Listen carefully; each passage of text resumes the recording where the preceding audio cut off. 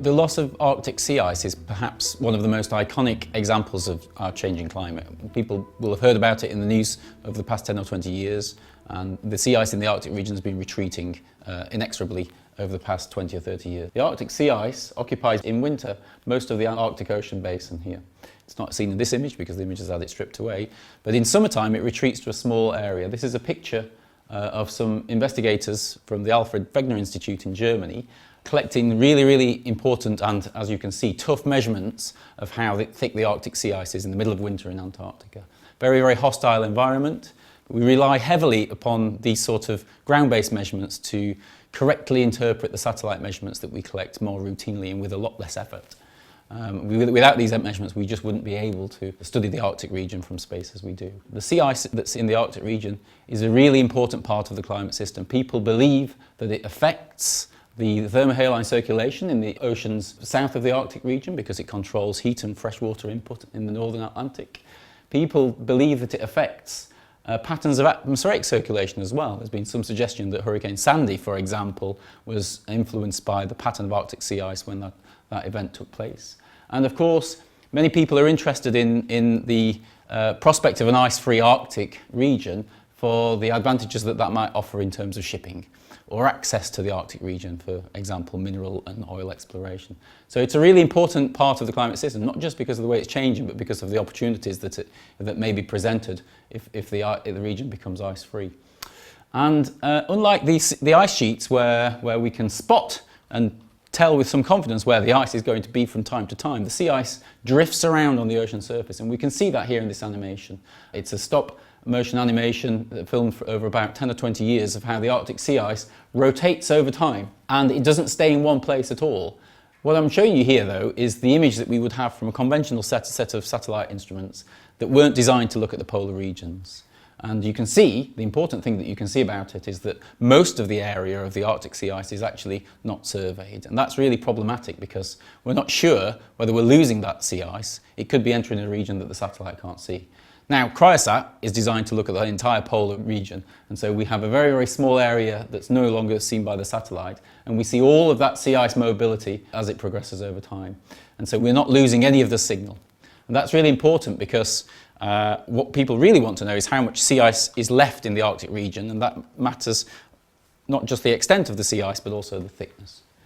So really briefly, how do we calculate the thickness of sea ice from space? We take measurements along the satellite's ground track of the height of the Earth beneath the satellite as it flies around the planet. And we take the measurement of the height of the sea ice flow itself, difference it from the height of the ocean, and we can calculate this thickness of ice that's popping up above the water. We call that the freeboard, and we can use that to estimate the total thickness of the ice. But we can only do that because of the estimates of snow thickness that we've got from those ground observations that I showed you earlier on. The freeboard can then give us an estimate of the thickness, and then we can chart changes in thickness over time. Just for comparison, this is how we used to be able to see the thickness of the sea ice flows with the old ocean-designed altimeter missions. Really coarse resolution and not accurate in terms of the thicknesses itself. This is how we now see it from Cryosat. So you can imagine you're looking at the sea ice flows swimming in the Arctic Ocean, which is not an advisable thing to do, and this is the thickness of the ice, and we can see the gaps between the individual ice flows themselves, and they're really critical because if we can't see the ocean between the ice, then we can't measure the freeboard.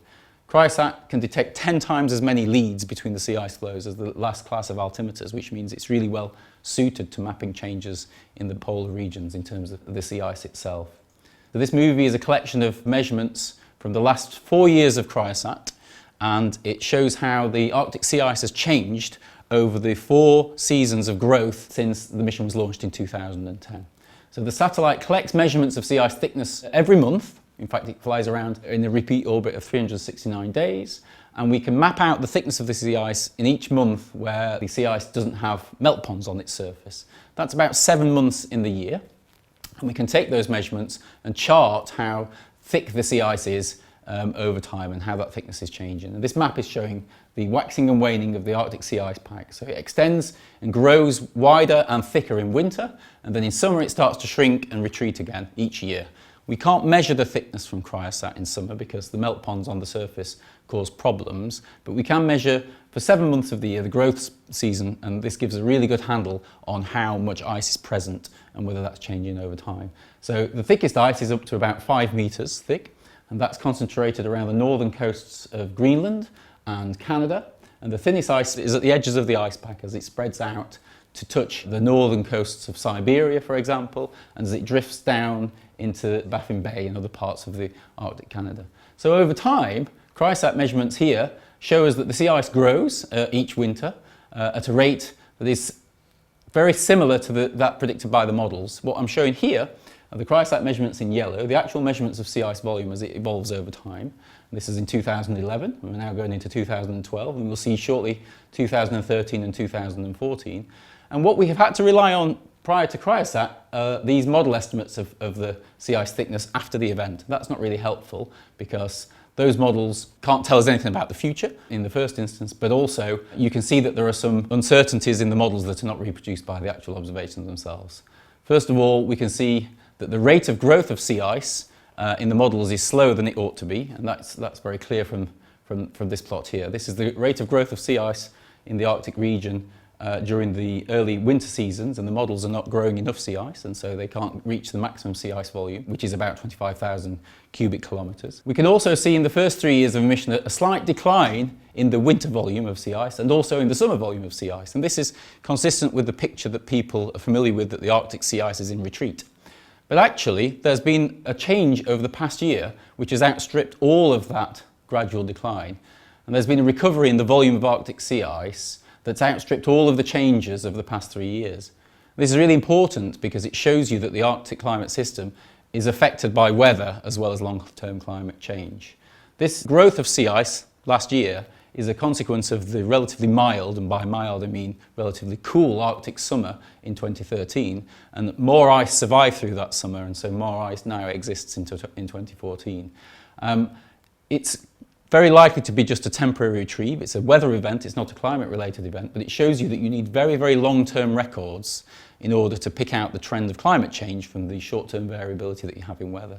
So even with 4 full years of measurements of Arctic sea ice, we still can't tell people reliably what the rate of loss is in terms of the volume of sea ice over time because of these weather events which interrupt the signal. So we need to fly the mission for a longer time period. Unfortunately, we can't fly the mission back in the past. There were no measurements before 2011 of most of the Arctic region, but we have enough fuel on board to continue the mission for many years into the future, and so we hopefully will be able to detect the long-term signal of climate change pretty soon.